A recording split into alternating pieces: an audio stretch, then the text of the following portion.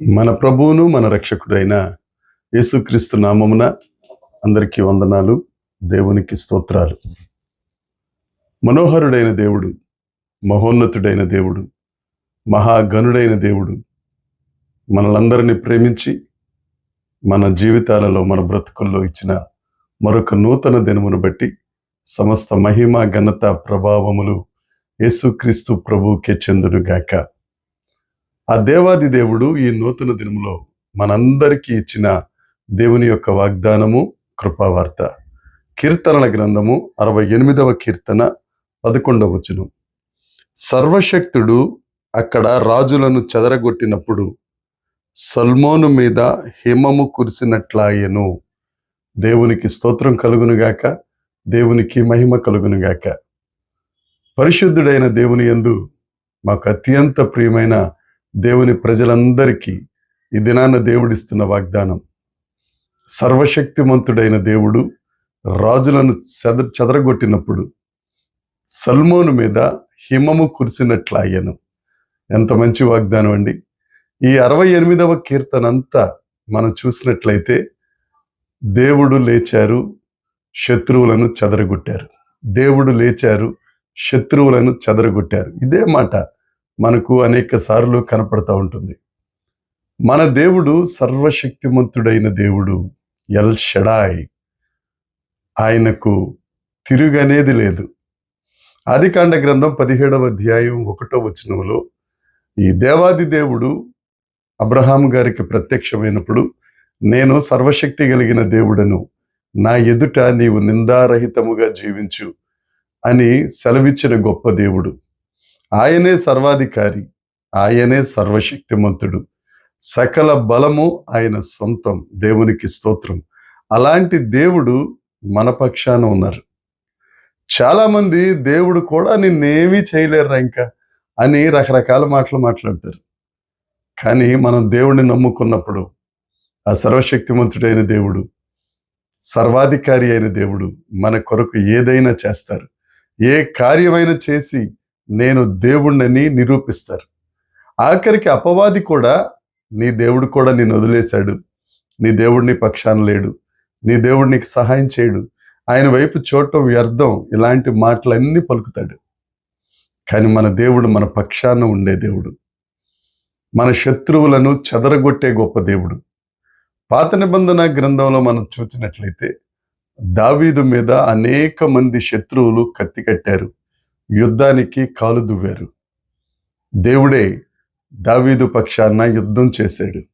యెహోషాపాతు మీదకి 5గురు రాజులు యుద్ధానికి వచ్చారు. వారందరూ ఉపవసించి ప్రార్థన చేయగా, వారు స్తుతించుచుండగా దేవుడు మాటు కాండ్రను పెట్టి శత్రువులందరినీ చెదరగొట్టి ఎన్నడూ చూడలేనంత ఐశ్వర్యాన్ని యెహోషాపాతు రాజుకు దేవుడు అనుగ్రహించారు. ఆసా జీవితంలో కూడా సర్వశక్తిమంతుడైన దేవుడు అనేక పర్యాయాలు ఆసా పక్షాన యుద్ధం చేసిన దేవుడు. ఆ దేవుడే నిన్న నేడు నిరంతరం మారని దేవుడు, మనకున్న దేవుడు. ఆయన సర్వశక్తిమంతుడు. ఆయన ఏదైనా నీ కొరకు చేయగలరు. యేసయ్యను నమ్ముకుంటే చాలు, ఆయన మన పక్షాన నిలబడతారంతే.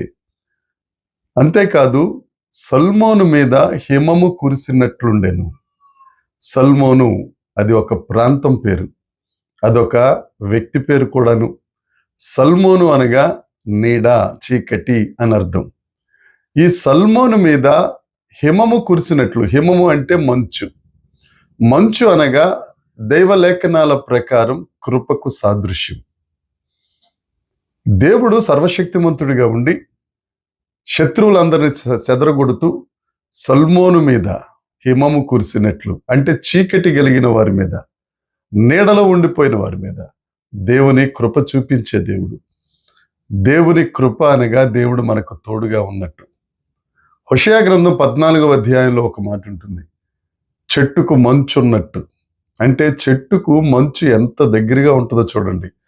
మనం పైనుంచి చూస్తే మంచే కనపడుతుంది తప్ప చెట్టు కనపడదు.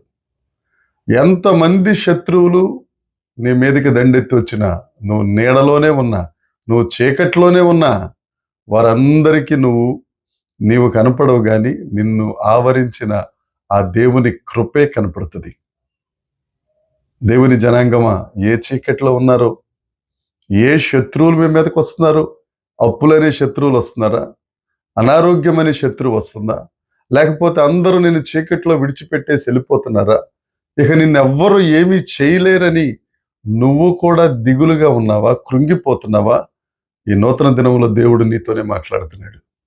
ఆయన సర్వశక్తిమంతుడు, నీ శత్రువులను చెదరగొడతాడు. అంతేకాదు, నీ మీద హిమమును కురిపించే దేవుడు, కృపను చూపించే దేవుడు. ఆ కృప నీ జీవితాంతం శాశ్వతమైన కృపగా నీకు తోడుగా ఉంటుంది. భయపడొద్దు, కృంగిపోవద్దు, దేవుడున్నారు. నువ్వు ఒంటరిగా ఉన్నా సర్వశక్తిమంతుడు నీకు తోడుగా ఉన్నాడు. ఈ వాగ్దానాన్ని స్వతంత్రించుకో. ఈ వాగ్దానాన్ని దినమున నీ చేత్తో పట్టుకో. తప్పక దేవుడు నిన్ను ఆశీర్వదించి అనేకులకు ఆశీర్వాదకరముగా చేయునుగాక. ప్రార్థన చేసుకుందాం.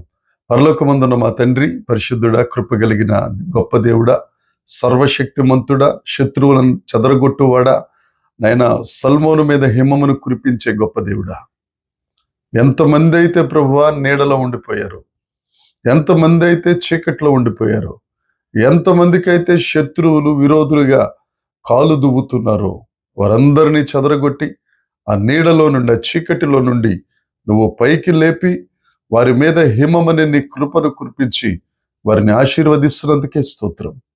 దేవ, కృంగిన ప్రతి ఒక్కరిని మీరు ధైర్యపరిచి లేవనెత్తుతున్నందుకు నీకు వందనాలు చెల్లిస్తున్నాం. సమస్త మహిమ మీకే ఆరోపిస్తూ యేసుక్రీస్తు నామమున ప్రార్థించి అడిగి వేడుకొనుచున్నాము తండ్రి, ఆమేన్. దేవుని కృప మనందరికీ తోడై ఉండునుగాక. ఆమేన్, ఆమేన్, ఆమేన్.